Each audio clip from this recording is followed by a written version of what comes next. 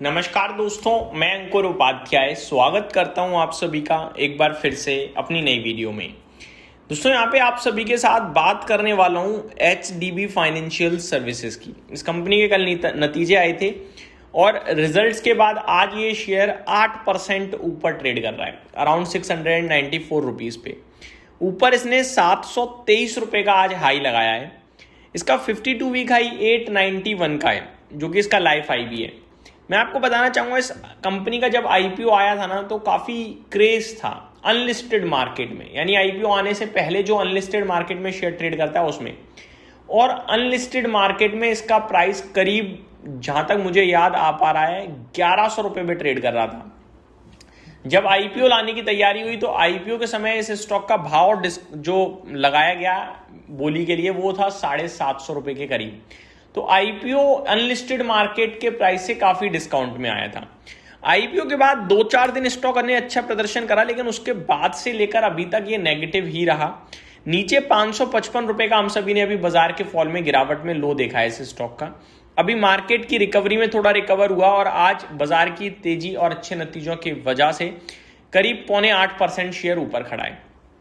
अब नंबर्स के बाद काफी सारी ब्रोकरेज हाउसेस ने कवर किया है इस स्टॉक को। एक एक करके मैं सारी डिटेल्स आप सभी के साथ शेयर करना चाहूंगा एंड फाइनली डिस्कस करेंगे कि भैया क्या करना चाहिए इस स्टॉक में। अगर आप फ्रेश इन्वेस्ट करना चाहते हो तो क्या ये एक बढ़िया विकल्प हो सकता है या कुछ अच्छे ऑप्शंस और भी उपलब्ध हैं।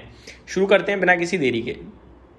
सबसे पहले मुनाफा 550 करोड़ के सामने 750 करोड़ था। स्पेसिफिकली 530 करोड़ के सामने 750 करोड़ था। एसेट क्वालिटी में सुधार था, 2 रुपए प्रति शेयर का डिविडेंड आया। ये तो हो गए आपके लिए छोटे मोटे नंबर्स। अब आते हैं कमेंट्री पे। कंपनी कह रही है expects medium term loan book growth of nominal plus 6% to 7% as early disbursement shows momentum. तो ठीक ठीक ग्रोथ की अनुमान है। नोमुरा कह रहा है न्यूट्रल की रेटिंग है और 740 रुपए का व्यू है। Asset quality challenge easing, profit beat from lower credit cost and improved opex, 11% YOY loan growth with management shifting focus to growth, improving cost of funds while West Asia war remains की monitorable. तो Nomura कह रहा है सब कुछ ठीक है, अच्छी ग्रोथ मोमेंटम जा सकती है, रह रही है, लेकिन अभी भी जो टेंशन है वो जारी है और वो टेंशन रहेगी तो दिक्कत का विषय रहेगा, या फिर उस पर नजर बना के रखनी चाहिए। बाकी न्यूट्रल की रेटिंग 740 का व्यू। जेफरीज की बाय की रेटिंग है और 845 का इनका व्यू है।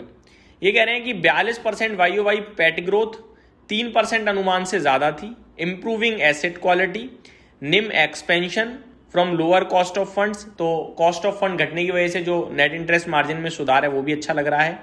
Pickup disbursement despite 11% AUM growth, 11% की AUM ग्रोथ है, लेकिन उसके मुकाबले जो लोन बांटा इन्होंने वो काफी अच्छी ग्रोथ दिख रही है। आगे limited West Asia conflict impact, जो चल रहा है US ईरान, उसका इंपैक्ट थोड़ा कम आएगा, ज्यादा नहीं आएगा, और उम्मीद कर रहे हैं कि AUM में एक्सेलरेशन आएगा और क्रेडिट कॉस्ट और घट सकती है, जिसके चलते 22% EPS कैगर और रिटर्न ऑन इक्विटी 15% तक जा सकता है FY28 तक, और इसी के चलते 845 का व्यू है इनका। तो जेफरीज थोड़े ज्यादा बुलिश दिख रहे हैं। मॉर्गन स्टैनली ने इक्वल वेट की रेटिंग दी है और बोला है 720 का लक्ष्य है इनका। ठीक है, क्या कह रहे हैं, कंजर्वेटिव है ये थोड़े से, यानी कि थोड़ा ज्यादा लंबा बड़ा टारगेट नहीं दे रहे, थोड़ा कंजर्वेटिव है।